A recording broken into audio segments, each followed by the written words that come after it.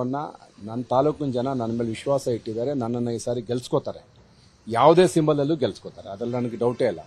ನಾನು ಮೊದಲಿಂದ ಹೇಳ್ತಾನೆ, ಹಿಂಗೆ ನನ್ನ ಮಾತೃಪಕ್ಷಗಳು ಡ್ಯಾಮೇಜ್ ಮಾಡಿದಾಗ, ನನಗೆ ಅವಕಾಶ ಕೊಡದೆ ಹೋದಾಗ ನನ್ನ ಜನ ತಾಲೂಕಿನಲ್ಲಿ ಕೈ ಹಿಡಿದಿದ್ದಾರೆ.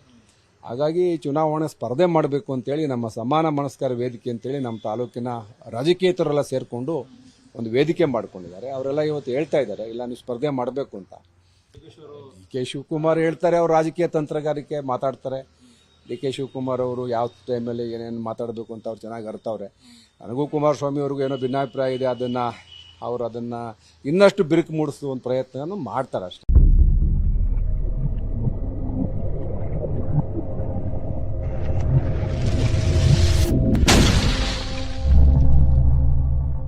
ಚನ್ನಪಟ್ಟಣ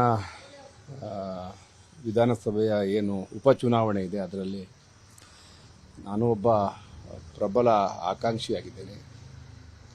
ಸ್ವಾಭಾವಿಕವಾಗಿ ಕುಮಾರಸ್ವಾಮಿ ನಾನು ಸಾಂಪ್ರದಾಯಿಕವಾಗಿ ರಾಜಕೀಯವಾಗಿ ಪರಸ್ಪರ ವಿರೋಧವಾಗಿದ್ದವರು. ಒಬ್ರಿಗೊಬ್ಬರು ಮೈತ್ರಿ ಮಾಡ್ಕೊಂಡ್ಮೇಲೆ, BJP JDS ಮೈತ್ರಿ ಮಾಡ್ಕೊಂಡ್ಮೇಲೆ NDAಯಿಂದ ಕುಮಾರಸ್ವಾಮಿ ಅವರು ಇವತ್ತು ಕೇಂದ್ರದಲ್ಲಿ ಮಂತ್ರಿ ಆಗಿದ್ದಾರೆ. ಅವರು ತೆರವಾದ ಸ್ಥಾನಕ್ಕೆ ನಾನೇ ಹತ್ತಿರದ ಸಮೀಪದ ಪ್ರತಿಸ್ಪರ್ಧಿ. ಪ್ರತಿ ಚುನಾವಣೆಯಲ್ಲೂ ಒಂದು 10-15 ಸಾವಿರ ಡಿಫ್ರೆನ್ಸು ಎಲ್ಲ ಚುನಾವಣೆಯಲ್ಲಿ ಇದೆ. ಹಾಗಾಗಿ ಅವ್ರು ತೆರವಾದ ಮೇಲೆ ಸ್ವಾಭಾವಿಕವಾಗಿ ನನಗೆ ಬಿಟ್ಕೊಡ್ಬೇಕು ಅನ್ನೋದು ನನ್ನ ವಾದ ಮತ್ತು ನನ್ನ ಕ್ಲೈಮ್ ಕೂಡ. ನೋಡೋಣ ಅವರು ಮತ್ತು ನಮ್ಮ ಪಕ್ಷದ ವರಿಷ್ಠರು ಏನು ತೀರ್ಮಾನ ಮಾಡ್ತಾರೆ ಅಂತ. ಆದರೆ ಚುನಾವಣೆ ಹತ್ರ ಬರ್ತಾ ಇದೆ. ಇನ್ನೇನೋ ನೋಟಿಫಿಕೇಷನ್ ಯಾವುದೇ ಸಂದರ್ಭದಲ್ಲಿ ಆಗ್ಬೋದು. ಮಹಾರಾಷ್ಟ್ರದಲ್ಲಿ ಚುನಾವಣೆಗೆ ಇದು ಉಪಚುನಾವಣೆ ಮಾಡ್ತಾರೆ ಅಂತ ಹೇಳ್ತಾ ಇದ್ದಾರೆ. ಜೊತೆಗೆ ಕಾಂಗ್ರೆಸ್ನವರು ತುಂಬ ಆಕ್ಟಿವ್ ಆಗಿದ್ದಾರೆ. ಈಗ ಮಾನ್ಯ ಡಿ.ಕೆ. ಶಿವಕುಮಾರ್ ಅವರು ಆಗಸ್ಟ್ 15ರಂದು ಚನ್ನಪಟ್ಟಣಕ್ಕೆ ಬಂದು ರಾಷ್ಟ್ರಧ್ವಜ ಅನಾವರಣ ಮಾಡ್ತೀನಿ ಅಂತ ಹೇಳ್ತಾ ಇದ್ದಾರೆ. ಅವರು ಆಗಲೇ ಮೆಸೇಜ್ ಕೂಡ ಕಳಿಸಿದ್ದಾರೆ ಎಲ್ಲ ಕಡೆ, ನಾನು ಚನ್ನಪಟ್ಟಣದಲ್ಲಿ ಫ್ಲಾಗ್ ಹಾಸ್ಟ್ ಮಾಡ್ತೀನಿ ಅಂತೇಳಿ. ಇದೆಲ್ಲ ನೋಡಿದಾಗ ನಾವು ಸುಮ್ಮನೆ ಆಗಿರೋದು. ಈಗ ಕುಮಾರಸ್ವಾಮಿ ಅವರು ಏನು ಹೇಳ್ತಾ ಇಲ್ಲ, ಅವರು ಸುಮ್ಮನೆ ಇದ್ದಾರೆ. ನಾವು ನಿರ್ಲಿಪ್ತವಾಗಿದ್ದರೆ ಅನಾಯಾಸವಾಗಿ ಈ ಕ್ಷೇತ್ರ ಕಾಂಗ್ರೆಸ್ಗೆ ದಕ್ಕಬಾರ್ದು ಅಂತೇಳಿ ನನ್ನ ಹೋರಾಟ. ನೋಡೋಣ ವರಿಷ್ಠ ಅಂತ.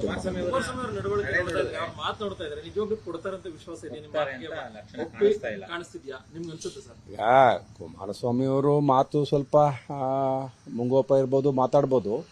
ಬಹುಶಃ ಅವ್ರು ಒಪ್ತಾರೆ ಅಂತ ಒಂದು ಆಶಾ ಬಂದು ನನಗಿದೆ. ಯಾಕಂದರೆ ನೋಡಿ, ಅವ್ರನ್ನ ಇವತ್ತು ಭಾಳ ವಿಶ್ವಾಸ ಇಟ್ಟು ನಮ್ಮ ಪಕ್ಷದ ವರಿಷ್ಠರು ಕೇಂದ್ರದ ಸಚಿವರನ್ನಾಗಿ ಮಾಡಿದ್ದಾರೆ. ಅವ್ರಿಗೂ ಕೂಡ ವಿಧಾನಸಭೆ ಸೋತ ಮೇಲೆ ನಾವು ಮೈತ್ರಿಗೆ ನಾನೇನಾದ್ರು ಸಹಕರಿಸ್ತೇ ಹೋಗಿದ್ರೆ, ಮೈತ್ರಿಗೆ ಮೊದಲನೇದಾಗಿ ಪ್ರಾರಂಭ ಮಾಡ್ದವನೇ ನಾನು. ಇಲ್ಲ, ನಾವಿಬ್ಬರು ಮೈತ್ರಿ ಆಗಬೇಕು, ಹೊಳೆ ಮೈಸೂರು ಭಾಗದಲ್ಲಿ ನಾವಿಬ್ಬರು ಜೊತೆ ಆಗಬೇಕು ಅಂತೇಳಿ ಅದನ್ನು ಕುಮಾರಸ್ವಾಮಿಯವರು ಯಾವ ಥರ ತೊಗೊಂಡಿದ್ದಾರೆ ಗೊತ್ತಿಲ್ಲ. ಆಂತರಿಕವಾಗಿ ಭಾಳ ಕೆಲಸವನ್ನು ನಾನು ಮೈತ್ರಿ ಆಗಲಿಕ್ಕೆ ಮಾಡಿದ್ದೆ.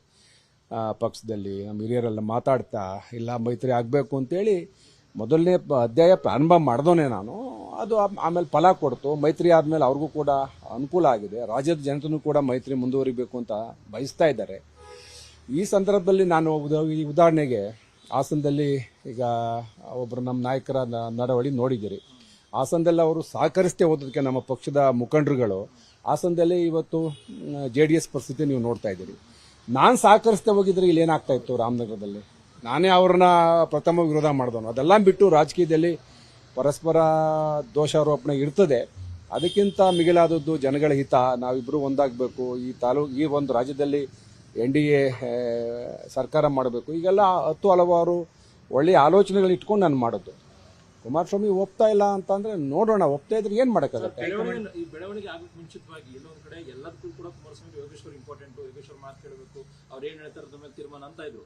ಆದ್ರೆ ಇತ್ತೀಚೆಗೆ ನೋಡ್ತಾ ಇದ್ರೆ ಆ ತರದ್ದು ಕುಮಾರಸ್ವಾಮಿ ಬಾಯಲ್ಲಿ ಬರ್ತಾ ಇಲ್ಲ. ಅವರು ವರಿಷ್ಠರು ಮಾತಾಡ್ಬೇಕು, ಅದನ್ನ ನಾನೇನು ಹೇಳಕ್ ಬರಲ್ಲ. ಬಟ್ ನಾನು ಸ್ಪಷ್ಟವಾಗಿ ಹೇಳ್ತಾ ಇದ್ದೀನಿ, ನಾನು ಈ ಕ್ಷೇತ್ರವನ್ನು ನನ್ನ ತಾಲೂಕಿನ ಜನ ನನ್ನ ಮೇಲೆ ವಿಶ್ವಾಸ ಇಟ್ಟಿದ್ದಾರೆ. ನನ್ನನ್ನು ಈ ಸಾರಿ ಗೆಲ್ಸ್ಕೋತಾರೆ. ಯಾವುದೇ ಸಿಂಬಲಲ್ಲೂ ಗೆಲ್ಸ್ಕೋತಾರೆ. ಅದರಲ್ಲಿ ನನಗೆ ಡೌಟೇ ಇಲ್ಲ. ನಾನು ಮೊದಲಿಂದ ಹೇಳ್ತಾನೆ, ಹಿಂಗೆ ನನ್ನ ಮಾತೃಪಕ್ಷಗಳು ಡ್ಯಾಮೇಜ್ ಮಾಡಿದಾಗ, ನನಗೆ ಅವಕಾಶ ಕೊಡದೆ ಹೋದಾಗ ನನ್ನ ಜನ ತಾಲೂಕಿನಲ್ಲಿ ಕೈ ಹಿಡಿದಿದ್ದಾರೆ.